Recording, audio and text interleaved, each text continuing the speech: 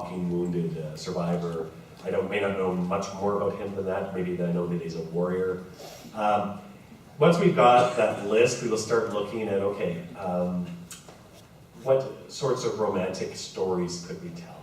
We want them to be different. There are all kinds of romantic story arcs that you can tell with characters, whether it is the dashing prince, whether it is the Morgan, I remember, was the ice princess, but a little different.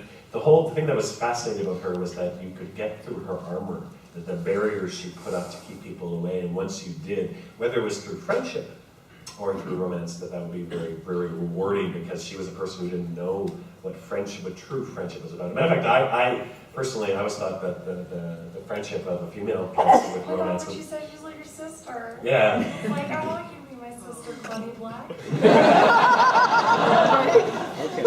Oh, I should tell that story. Oh, please do. Just tell it. It's a funny non sequitur. Non sequitur. First time Origins, we were starting the recording of all the major characters. They flew me down to LA just to meet with the major actors, just to at least have one session with them, so I could sit down and talk to them about their character, go through at least one session to find their voice and stuff. And Claudia was actually the first actress I sat down with. I've never met with like a star of any caliber, especially one that I loved so much. I watched Farscape. So I sat down with her and I was so nervous. I forgot everything that Caroline Livingston told me about how you should talk to actors.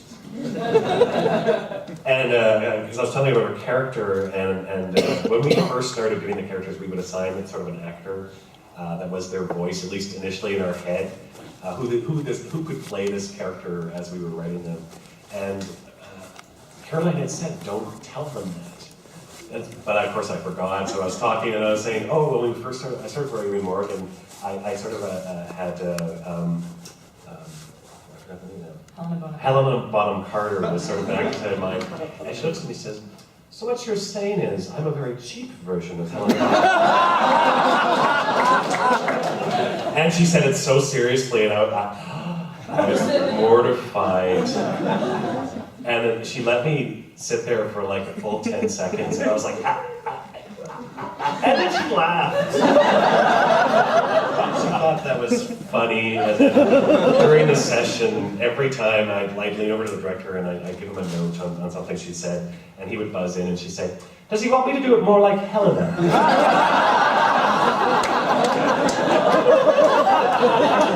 Total segue, sorry about that. She's Spitfire. Yeah. Claudia Black is my queen. She's my queen as well. So. I got it first.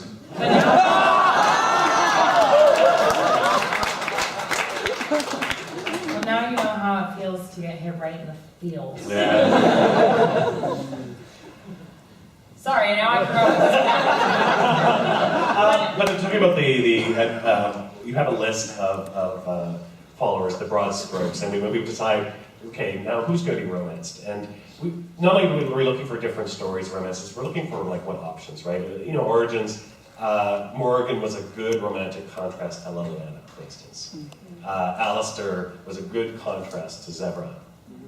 And that's sort of what we're aiming for. It wasn't until Dragon Age 2 where we thought we started addressing the bisexual issue, where we talked about it because when we moved them to you can call them bisexual, you can call them player sexual. There's various terms you can use, but basically they can romance a player of any gender. And there were certain things that prevented us from doing. It prevented us from talking specifically about their sexuality, unless you had something like Isabella is bisexual, right? She talks about romancing people by their gender. But neither Fenris nor Meryl did.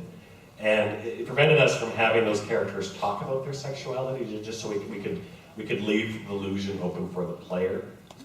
But we had to weigh that against, well, you know, what this allows us is for a player, no matter what sexuality they are, to have an option. You know, in DAO, they only had one character they could romance, right? But this allowed them to have an option, the same as straight players. So, which was more important to us. And you know, it was a pretty quick conversation actually at work, and we decided that, you know, yeah, maybe we do lose something in that, but we gain something more. You know, what we gain is being able to tell this part of our audience, that they're just as important to us as everyone else, and I thought that was really important. Thankfully, so did the rest of the team. Absolutely. I think that brings up an interesting point, and you know, I don't want to get too into the like tech, like a beautiful mind, just lines going into other like crazy connections, but there are a lot of technical, not necessarily limitations, but technical aspects that have to be worked out in romance that are, I guess, less than romantic. That I had no idea that somehow you have a budget, and that like you have a budget for number of words and things like that. That like I don't even think we as fans think about. We don't think, we just think, oh well, you just write and then we play and then you make us feel bad and then we drop it.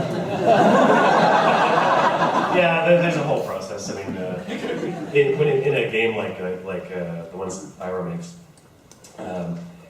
every word we have is, if it's recorded, it has a cost associated with it. If it's translated into how many languages, it has a cost associated with it.